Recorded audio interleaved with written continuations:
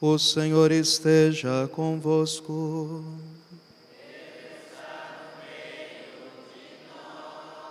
Proclamação do Evangelho de Jesus Cristo segundo Marcos.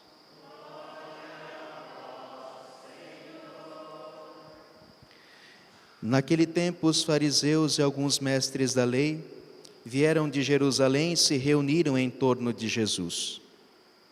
Eles viam que alguns dos seus discípulos comiam o pão com as mãos impuras, isto é, sem as terem lavado. Com efeito, os fariseus e todos os judeus só comem depois de lavar bem as mãos, seguindo a tradição recebida dos antigos. Ao voltar da praça, eles não comem sem tomar banho e seguem muitos outros costumes que receberam por tradição. A maneira certa de lavar copos, jarras e vasilhas de cobre. Os fariseus e os mestres da lei perguntaram então a Jesus: por que os teus discípulos não seguem a tradição dos antigos, mas comem o pão sem lavar as mãos? Jesus respondeu: bem profetizou Isaías a vosso respeito, hipócritas, como está escrito: este povo me honra com os lábios, mas seu coração está longe de mim.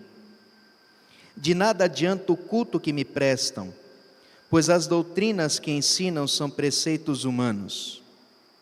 Vós abandonais o mandamento de Deus para seguir a tradição dos homens. Em seguida, Jesus chamou a multidão para perto de si e disse: escutai todos e compreendei. O que torna impuro o homem não é o que entra nele vindo de fora, mas o que sai do seu interior. Pois é de dentro do coração humano que saem as más intenções, imoralidades, roubos, assassínios, adultérios, ambições desmedidas, maldades, fraudes, devassidão, inveja, calúnia, orgulho, falta de juízo. Todas estas coisas más saem de dentro, e são elas que tornam impuro o homem. Palavra da salvação.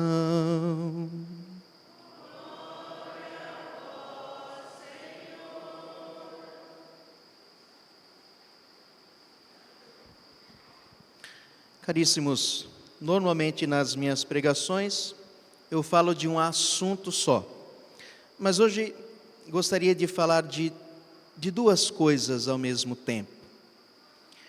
Uma coisa, um chapéu que cabe nos mais piedosos e um chapéu que cabe nos menos piedosos. Hoje, a liturgia de hoje nos dá a oportunidade de falar sobre estas coisas. Comecemos pelos mais piedosos.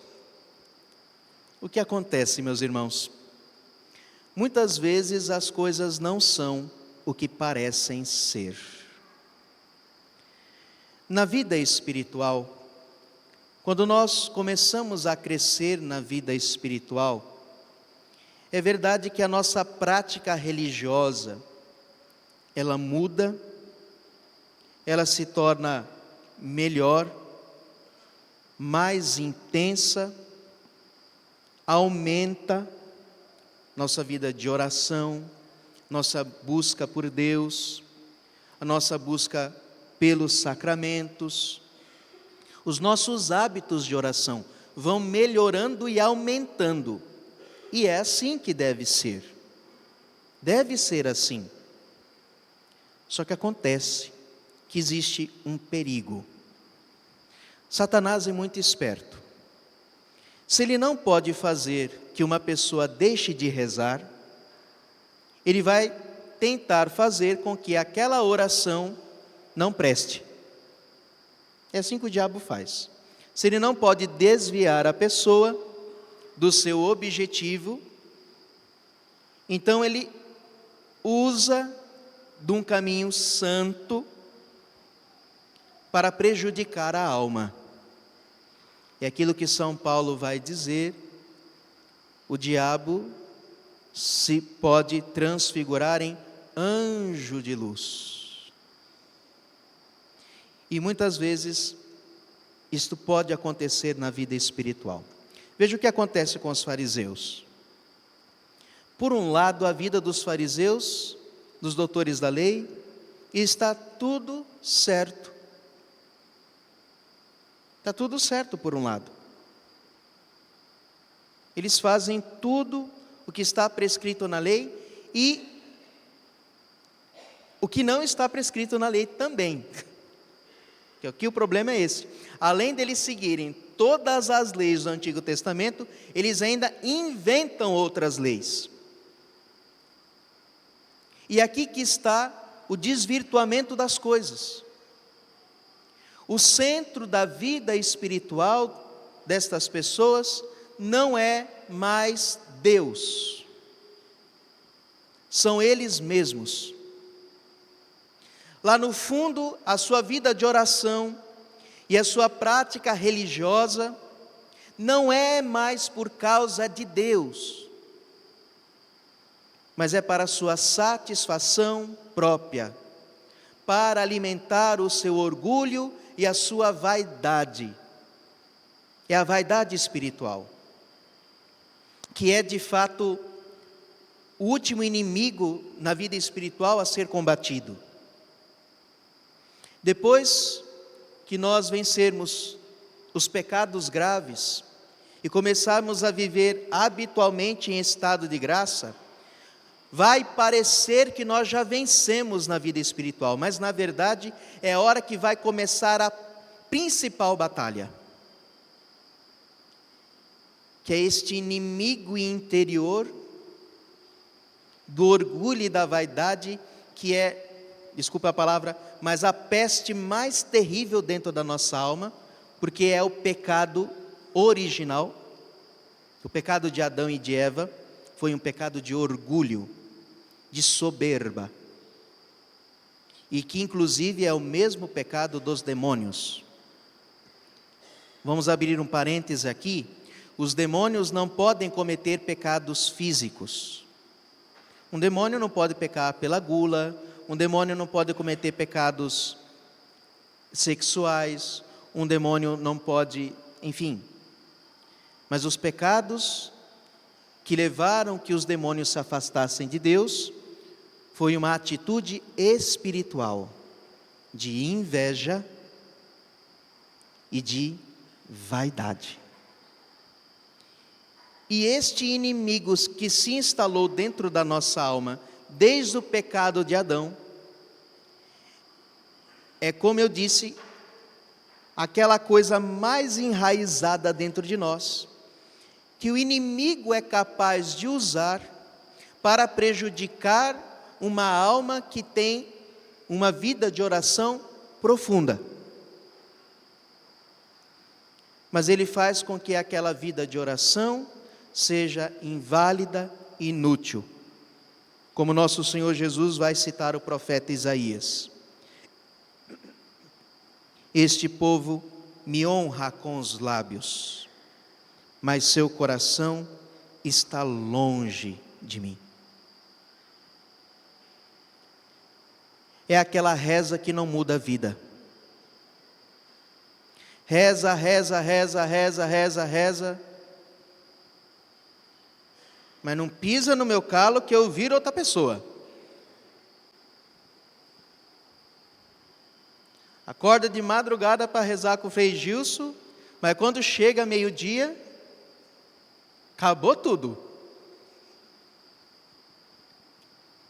Acabou tudo.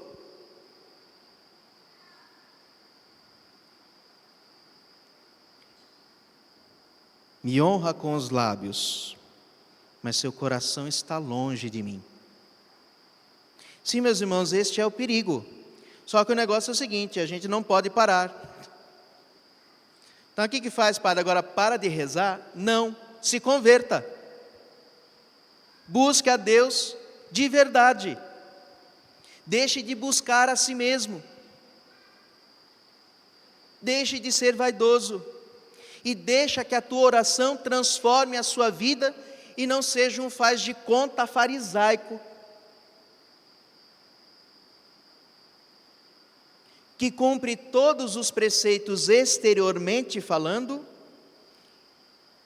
que trazendo para a nossa realidade é confessar frequentemente, comungar frequentemente, fazer as orações frequentemente, cumprir todos os deveres de católico, mas não deixar que nada daquilo entre na nossa vida de verdade. Nós precisamos permitir que a graça de Deus alcance-nos. E é por isso que São Tiago vai dizer na leitura que nós ouvimos: todavia, sede praticantes da palavra, e não meros ouvintes, enganando-vos a vós mesmos. Se a Eucaristia que eu comungo não mudar a minha vida, ela não pode me salvar. Se a missa que eu venho aos domingos não muda a minha vida, ela não será capaz de me salvar. Se as orações que eu faço todos os dias não mudar a minha vida, eu não serei capaz de me salvar. Agora, veja, meus irmãos, se é assim a situação daqueles que estão buscando uma vida espiritual séria, agora imagine dos outros.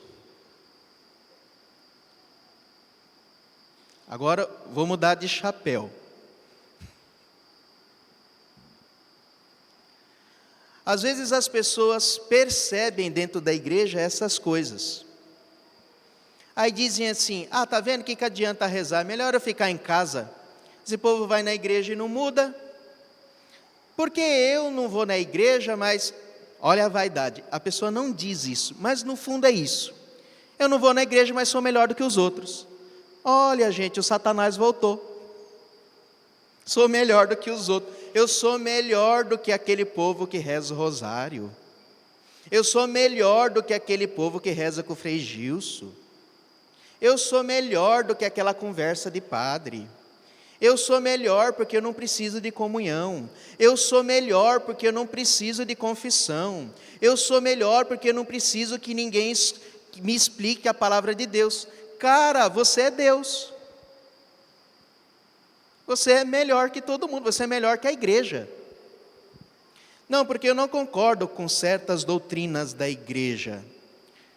Tá certo, a igreja tem 2000 anos e você é melhor do que a igreja.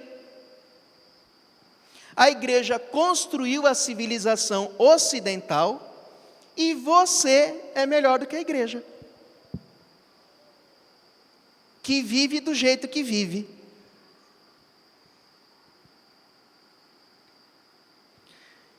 A mesma palavra se aplica para os dois lados. Todavia, sede praticantes da palavra e não meros ouvintes. O que é que os fariseus estavam fazendo? Os fariseus estavam criando a sua própria religião. Os fariseus deixaram de considerar a palavra de Deus para considerar a sua própria palavra, as suas próprias tradições, seus próprios costumes. Veja que o chapéu cabe dos dois lados que eu disse. Esta tendência, ou levado por uma piedade, ou levado pela falta dela. Todos esses dois extremos precisam ser corrigidos. E com humildade nós precisamos lutar para cumprir a vontade de Deus na nossa vida. Para que a palavra de Deus transforme a nossa vida, para que a comunhão transforme a nossa vida, para que a missa dominical transforme a nossa vida, para que a nossa oração pessoal transforme a nossa vida.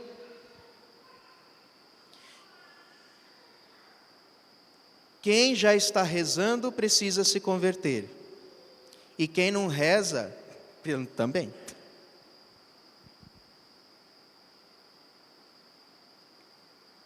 Porque, meus irmãos, É só esta palavra que pode nos salvar. Veja o que nós ouvimos na primeira leitura do livro do Deuteronômio, que se aplica à palavra de Cristo.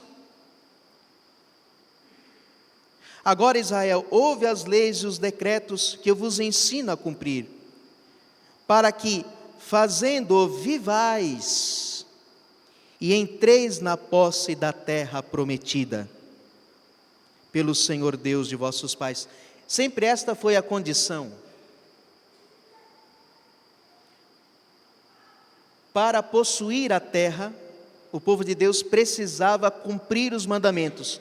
E toda vez que o povo prevaricava e abandonava a Deus, eles perdiam a posse da terra. Quantas vezes Jerusalém foi destruída? O povo de Israel viveu sobre o jugo e o domínio de outros povos. Foram exilados, perderam a promessa de Deus porque abandonaram a Deus. E nosso Senhor Jesus vai dizer a mesma coisa.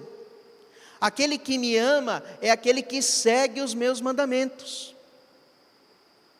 Nosso Senhor é a nossa terra prometida, mas para possuí-lo é necessário viver o que Ele pede de nós. E é necessário corrigir a nossa vida. Meus irmãos, tudo isso nosso Senhor Jesus nos provoca o coração, porque Ele nos ama. Se algum desses 2 chapéus serviu para você, coloque e sinta-se amado. Porque nosso Senhor corrige aquele que Ele ama. É o que diz a palavra de Deus. Ele corrige aquele que ama. Meu irmão, quando a gente leva uma lapada, por mais que doa, mas é sinal de que Deus está lembrando de mim. Olha o carinho de Deus e dizer: meu filho, se apruma. É o amor de Deus que nos chama, que nos provoca. Nosso Senhor nos quer fazer crescer na vida espiritual. Nosso Senhor nos quer fazer sermos santos. Nosso Senhor nos quer fazer grandes homens, grandes mulheres, no seu amor. Por isso Ele nos chama, nos provoca. Portanto, tenhamos coragem, não desanimemos. O amor de Deus está conosco. Como vai dizer São Paulo, o amor de Cristo nos impele. O amor de Cristo nos constrange, nos puxa, nos provoca. Então correspondamos a este amor e permitamos que a graça de Deus invada o nosso coração. Louvado seja nosso Senhor Jesus Cristo.